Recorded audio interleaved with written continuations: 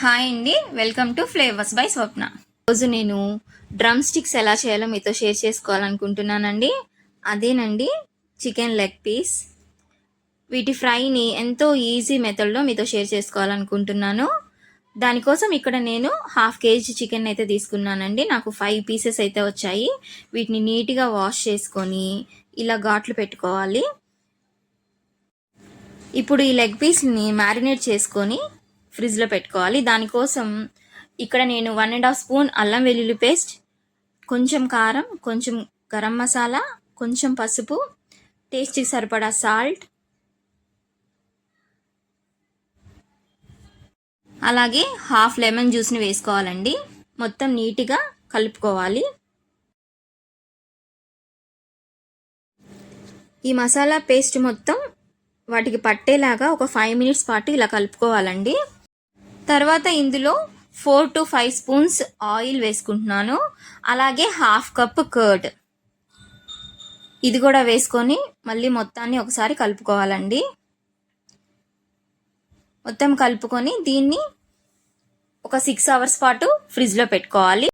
ఇలా ఫ్రిడ్జ్లో పెట్టుకోవడం వల్ల ఈ మసాలా అంతా ఈ లెగ్ పీసెస్ బాగా పీల్చుకుంటాయండి. టేస్ట్ అనేది చాలా మంచిగా వస్తుంది. తర్వాత వీటిని తీసుకొని ప్రెషర్ కుక్కర్లో వేసుకొని 2 విజిల్స్ రానివ్వాలి.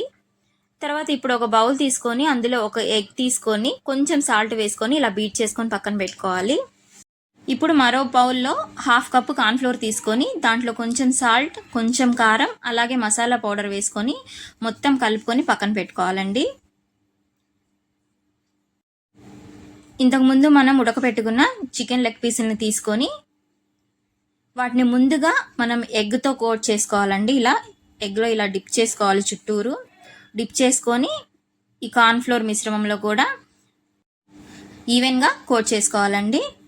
ఇలా అన్ని లెగ్ పీసుల్ని ఫస్ట్ ఎగ్ బ్యాటన్లో వేసుకొని ఒకసారి కలుపుకొని తర్వాత ఈ కార్న్ఫ్లోర్ మిశ్రమంలో ఇలా నీట్గా కోట్ చేసుకోవాలండి. అప్పుడే మనకి ఈ చికెన్ అనేది క్రిస్పీగా వస్తుంది.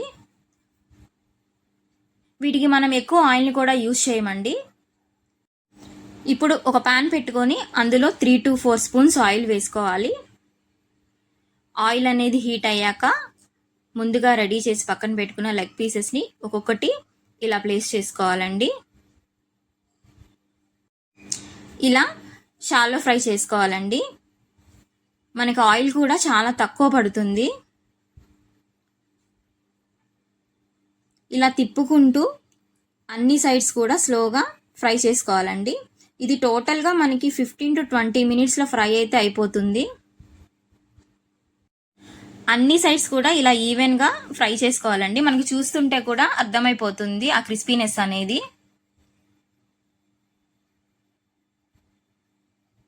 ఇలా అన్ని సైడ్స్ కలర్ చేంజ్ అయ్యాక ఆపేసుకోవటమేనండి. చాలా ఈజీగా, చాలా ఫాస్ట్గా అయిపోతుంది. అంతే అండి, ఎంతో ఎమ్మీగా ఉండే చికెన్ డ్రమ్ స్టిక్స్ అయితే రెడీ అయిపోయాయి. ఈ రెసిపీ కనుక మీకు నచ్చినట్లయితే తప్పకుండా ఒకసారి ట్రై చేయండి. ఎలా వచ్చిందో కామెంట్ చేయండి. మీ ఫ్రెండ్స్ అండ్ ఫ్యామిలీకి షేర్ చేయండి.